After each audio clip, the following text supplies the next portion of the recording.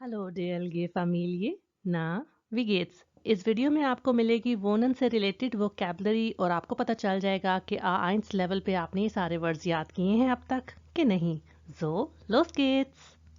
सबसे पहले हम नाउन्स देखेंगे और नाउन्स में मस्कुलिन नाउन्स हैं। der Raum, राउम के बहुत से डिफरेंट मीनिंग्स हैं, उनमें से कुछ हैं स्पेस, एरिया, रूम को भी कहते हैं और der Baum कहते हैं। कितने मिलते जुलते हैं ना दोनों। बाउम कहते हैं ट्री को, दरख्त। der Garten, der Eingang और der Ausgang। Eingang कहते हैं एंट्रेंस को और Ausgang कहते हैं एग्जिट को। फेमिनिन नाउन्स हैं die Wohnung, apartment, die Küche, kitchen, die Wand, दीवार, die Dusche, shower, die Toilette, toilet. और इस वोकैबलरी लिस्ट में आप नोट करिएगा कि काफ़ी सारे फेमिनिन नाउन्स हैं जिनके एंड ए से होंगे, लेकिन यहाँ पर आपने एक बात याद रखनी है कि हर ए के साथ एंड होने वाला लफ्ज़ फेमिनिन नहीं होता, कुछ एक्सेप्शंस भी हैं, जैसे कि der Name। तो आप माइने नामे नहीं कहते, आप कहते हैं माइन नामे। ठीक है। Neuter nouns das house, das apartment. das apartment और die Wohnung सेम है, उनमें कोई फ़र्क नहीं है, सिर्फ जेंडर का फ़र्क है। और das हाउस आपको पता है इन दोनों से मुख्तलिफ है, घर। अच्छा, उसके बाद है, आपको ये भी बताती चलूँ कि सिमा हमेशा न्यूट्रल नाउन होता है, तो उसके साथ das आता है। तो इसलिए ये जो सारे लफ्ज़ हैं इनके एंड में सिमा होने की वजह से ये न्यूट्रल नाउन्स बन जाते हैं, जैसे कि das Wohnzimmer, living room, das Schlafzimmer, sleeping room, das Kinderzimmer, बच्चों का कमरा। अच्छा, यहाँ पर ये भी नोट करें आप कि वर्ब्स वाले लगे हुए ना लफ्ज़, वोनन से, श्लाफन से, तोड़ तोड़ के ए एन उन्होंने माइनस कर दिया और तोड़ तोड़ के इन्होंने ये कंपाउंड नाउन्स बना दिए हैं। अच्छा, उसके बाद है das Bad, कहते हैं बाथ को या फिर बाथरूम को, और das Badezimmer कहते हैं वही सेम बाथरूम को ही। der Mieter, किराएदार, der Vermieter, मालिक मकान, और der Nachbar, पड़ोसी। आपने इन तीनों के जो फेमिनिन नाउन्स हैं ना, वो मुझे कमेंट सेक्शन में लिखकर बताने हैं ताकि आपकी भी थोड़ी सी प्रैक्टिस होती जाए। उसके बाद है der Aufzug और der Lift, दोनों सेम ही हैं, बस ये है कि ये इंग्लिश वाला वर्ड है और ये जर्मन वर्ड है और इन दोनों का मतलब लिफ्ट ही है। उसके बाद है der Stock, कहते हैं स्टोरी को, फ्लोर। डी मीटे कहते हैं किराए को। अगर आप पढ़ें डी वाम मीटे तो इसका मतलब है उसमें हीटिंग के चार्जेस एडेड हैं, और अगर आप पढ़ें डी खाल्ट मीटे तो इसका मतलब है कोई एक्स्ट्रा चार्जेस जिसमें हीटिंग हो गई, पानी इलेक्ट्रिसिटी के बिल्स हो गए, तो वो इंक्लूडेड नहीं है। तो डी खाल्ट मीटे होता है कि सिंपल आपको उस घर का किराया पड़ेगा, एक्स्ट्रा सारे सर्विस चार्जेस आपने खुद से अदा करने हैं। डी चुआ कहते हैं दरवाजे को और डी हाउस चुआ मेन एंट्रेंस। डी गराजे गैरेज, डी ट्रेप्पे सीढ़ियाँ, डी इटाजे फ्लोर। अब आप कहेंगे कि स्टॉक और इटाजे में क्या डिफरेंस है? कोई डिफरेंस नहीं, सिर्फ फ़र्क है तो उनके आर्टिकल्स का। das बिल्ड, बिल्ड के बहुत से मीनिंग्स हैं, उनमें से दो हैं पेंटिंग और पिक्चर, और das फोटो। das Fenster, खिड़की, das Licht, light, das Handtuch, towel, das Sofa।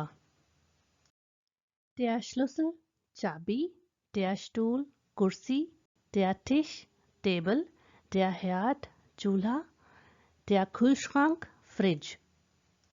die Lampe, lamp, die Uhr, clock, die Kaffeemaschine, die Waschmaschine, washing machine, die Reparatur, repair. और अगर इसके साथ आपने सर्विस लगाना है तो वो वर्ड हो जाएगा der Reparatur Service। das Bett, bed, das Erdgeschoss, कहते हैं ग्राउंड फ्लोर को, जर्मन लैंग्वेज में die Erde कहते हैं अर्थ को, दुनिया के लिए।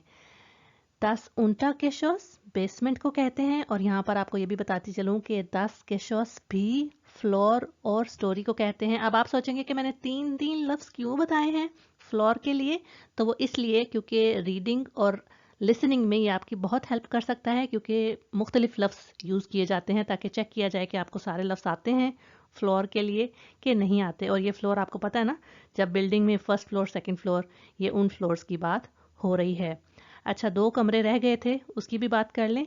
दस एस सिमा डाइनिंग रूम, दस आर्बाइट सिमा कहते हैं वर्किंग रूम को या जिसमें आप स्टडी करते हैं। ये हमारे नाउन्स की लिस्ट थी। अब हम चलते हैं वर्ब्स की तरफ। वोनन रहना, मीटन किराए पर लेना, फमीटन किराए पर देना। उमसियन, आउसियन और आइनसियन के बहुत से जर्मन लैंग्वेज में मीनिंग्स हैं, लेकिन यहाँ पर हम जस्ट वोनन से रिलेटेड करेंगे। उमसियन कहते हैं रीलोकेट या शिफ्ट करना। अगर आप एक वोनुंग से दूसरे वोनुंग में शिफ्ट हो गए हैं तो आप यूज करेंगे उमसियन।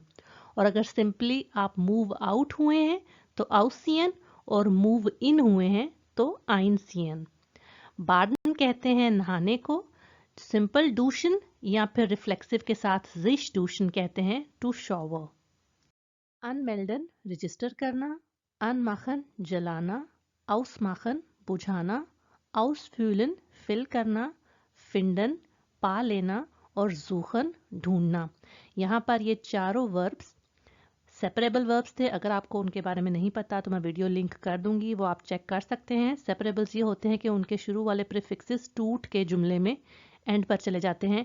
जैसे अनमाखन और आउस माखन का मैंने आपको ये बताया है कि जब भी इलेक्ट्रॉनिक आइटम्स को आप जलाते हैं बुझाते हैं, जैसे कि ओवन हो गया, चूल्हा हो गया या इस तरह, तो उसके लिए आप ये वर्ड्स यूज़ करेंगे। या लाइट, जैसे कि मैं सेंटेंस में अगर कहूँ कि मैं लाइट ऑन करती हूँ तो मैं कहूँगी इश माखे दस लिस्ट अन। ठीक है, इस तरह से हम इनको सेंटेंसेस में यूज करते हैं। लीगन का वैसे तो मतलब टू लाई है, पड़ा हुआ होना, लेकिन वोनन के रेफरेंस से लीगन का मतलब है टू बी लोकेटेड या सिचुएटेड।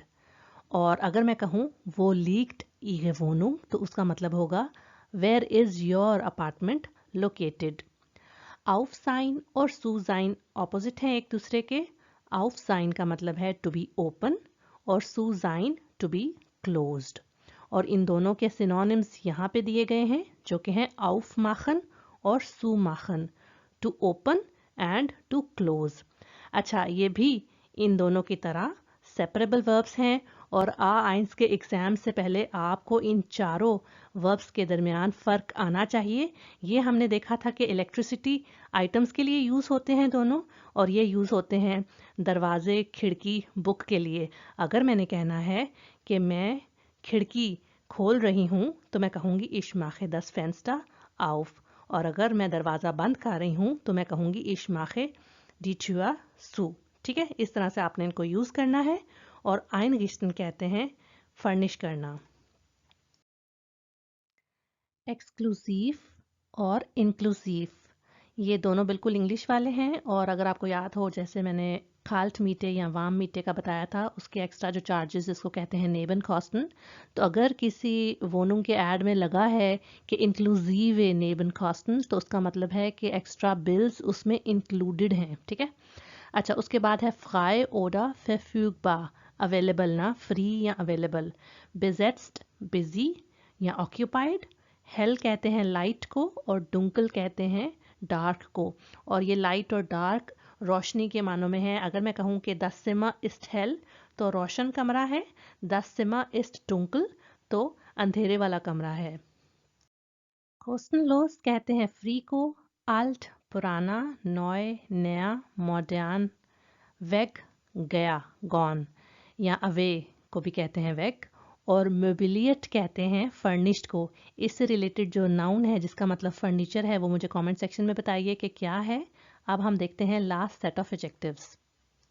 स्नेल जल्दी या तेज, नेट नाइस, शर्न ब्यूटीफुल या प्रिटी, फील बहुत या मच।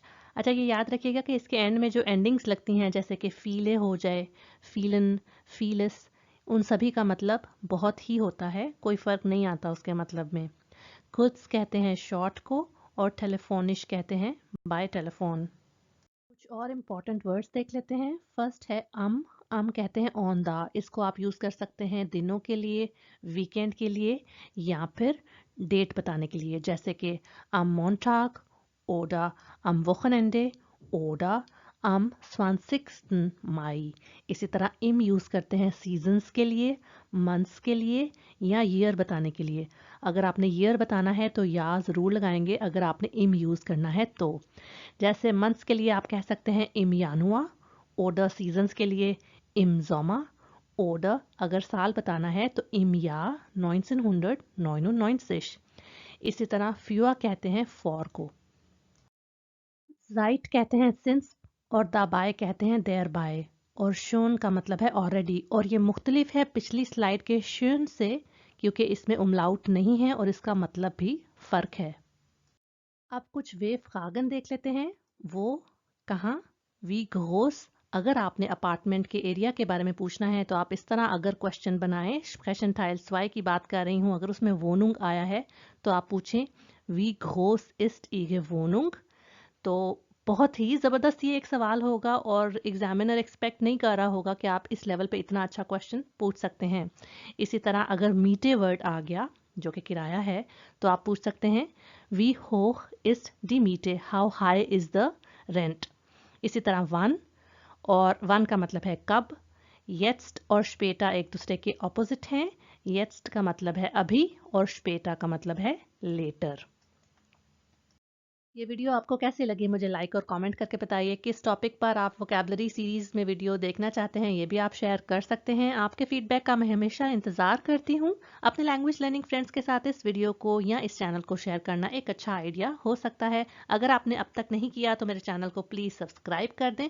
मैं मिलती हूँ आपको नेक्स्ट वीडियो में। बिस्तान।